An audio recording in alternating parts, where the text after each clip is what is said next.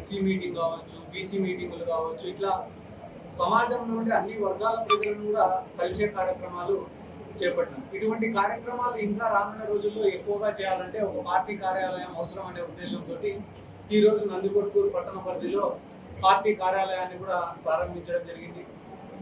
ఒక ముఖ్యమైన విషయం ఏమంటే దారా సుధీర్ గారు అభ్యర్థిత్వాన్ని జగన్మోహన్ రెడ్డి గారు ప్రకటించిన నాటి నుండి ఈ రోజు వరకు దాదాపుగా ఒక 30-40 గ్రామాలను తిరగడం జరిగింది. ఈ నందికొట్కూరు మున్సిపాలిటీ పరిధిలో ఒక 15 నుండి 20 వార్డులను కవర్ చేయడం జరిగింది. దాదాపుగా నందికొట్కూరు నియోజక ప్రజలతో మమేకం అవుతూ నిత్యం ప్రజల్లో ఉంటూ వాళ్ళ సమస్యలు తెలుసుకుంటూ, స్థానిక సమస్యలు తెలుసుకుంటూ, ఒక అవగాహన తెచ్చుకుంటూ చాలా యాక్టివ్గా పనిచేసుకుంటూ ముందుకు పోతూ, అంతేకాకుండా ఈ 2 నెలల్లోనే ఇక్కడ ఉన్న ప్రజల్లో కానీ కార్యకర్తల్లో కానీ ఒక భరోసానిస్తూ ఈ నాయకుడి దగ్గరికి మేము పోగలుగుతున్నాము, ఇతన్ని అప్రోచ్ కాగలుగుతున్నాము, ఆయన పలకరింపు బాగుంది, మన సమస్యలు వింటున్నాడు అని ఒక మంచి పేరును కూడా ఆయనని ఇప్పటికే సంపాదించుకోవడం కూడా జరిగింది.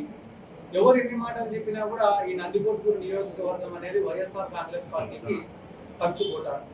జగన్మోహన్ రెడ్డి గారికి ఇప్పటికి వైఎస్ఆర్ కాంగ్రెస్ పార్టీ పెట్టినప్పటి నుంచి ఇది జరుగుతున్నటువంటి 3వ ఎన్నిక. 2 ఎన్నికల్లో కూడా ఒక ఎన్నికల్లో ఏమో 20,000 మెజార్టీ, ఆ తర్వాత ఎన్నికల్లో ఏమో 40,000 మెజార్టీ ఇక్కడ ఉన్న ప్రజలు వైఎస్ఆర్ కాంగ్రెస్ పార్టీకి ఇవ్వడం జరిగింది. రానున్న ఎన్నికల్లో అంతకన్నా ఎక్కువ మెజార్టీతోనే వైఎస్ఆర్ కాంగ్రెస్ పార్టీ గెలుస్తుంది అనడంలో ఎటువంటి సందేహం కూడా లేదు. దానికి ముఖ్యమైన కారణం ఏమంటే ఒకటి జగన్మోహన్ రెడ్డి గారు చేసినటువంటి మంచి పనులు, ఒకటి ఇక్కడ ఉన్నటువంటి నిజమైన నిజాయితీ గల కార్యకర్తలు, 3వ ముఖ్యమైన విషయం ఏమరా అంటే అందుబాటులో లేనటువంటి తెలుగుదేశం పార్టీ నాయకులు. ఎందుకంటే వాళ్ళకే డిఫరెన్సెస్ స్టేట్లో ఏ రకంగా క్రియేట్ అయినాయో మీరు అందరూ కూడా చూస్తూనే ఉన్నారు. రాష్ట్ర వ్యాప్తంగా బీజేపీ, జనసేన, టీడీపీ వాళ్ళు కొట్టుకుంటున్నారు. నందికొట్కూరు నియోజకవర్గానికి వచ్చేటప్పటికి ఇక్కడికే 4-5 గ్రూపులే టికెట్ మాకని చెప్పి కొట్టుకోవడం మొదలు పెట్టారు. ఎప్పటి నుంచో మేమే ఉన్నాం, మాకే కావాలని ఒకరు, మాది తూకం ఎక్కువ ఉంది, మా కాడ ఎక్కువ సంచులు ఉన్నాయని చెప్పి మరొకరు.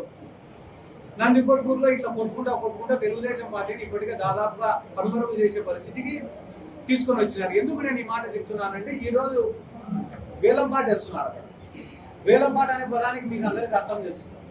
10 రూపాయల కాడి నుంచి మొదలు పెట్టారు. పక్కన ఉండేటోడు 11 అంటాడు, ఆ పక్కన ఉండేటోడు 12 అంటాడు, ఈ పక్కన ఉండేటోడు 13 అంటాడు. ఎప్పుడు రేటు బాబలికి ఏదైనా లాభం వస్తున్నప్పుడు వేలంపాట జరిగే పద్ధతి ఇది. కానీ తెలుగుదేశం పార్టీలో వేలంపాట ఎట్లా జరుగుతుంది అంటే రేపు 50 కోట్లు ఇస్తే వానికి టికెట్ ఇచ్చేస్తామంట. ఎవరు రావడం లేదు ముందుకు.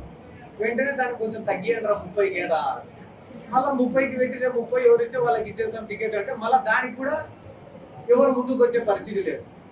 ఏమొద్దు కూడా లాస్ట్ ఫ్రీకి ఇస్తాం కానీ వైసీపీ నుంచి ఎవరైనా వస్తారేమో చూడండి వాళ్ళకి ఇచ్చేద్దామని చెప్పి ఆ బాబతిలోనే మనం 4 ఎంపీలను తీసుకొని వాళ్ళకి టికెట్లు ఇచ్చారు. అంటే వాళ్ళకు అభ్యర్థులు లేక, అభ్యర్థులు దొరకక, ఆసక్తి చూపే వాళ్ళు లేక, లాస్ట్ వైఎస్ఆర్ కాంగ్రెస్ పార్టీలో ఎవరైనా అసమ్మతులు ఉంటేనో, వైసీపీ వాళ్ళు వద్దనుకుంటేనో, మేము వద్దనుకునే వాళ్ళను తీసుకొని టికెట్లు ఇచ్చే పరిస్థితి ఈరోజు తెలుగుదేశం పార్టీలో ఉంది.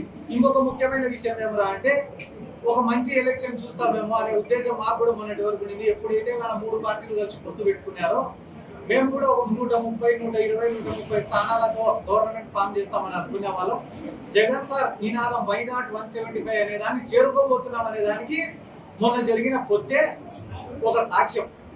ఎందుకంటే కానీ మన రాష్ట్రంలో బీజేపీ పార్టీకి 2019లో పడిన ఓటింగ్ శాతం 0.85%.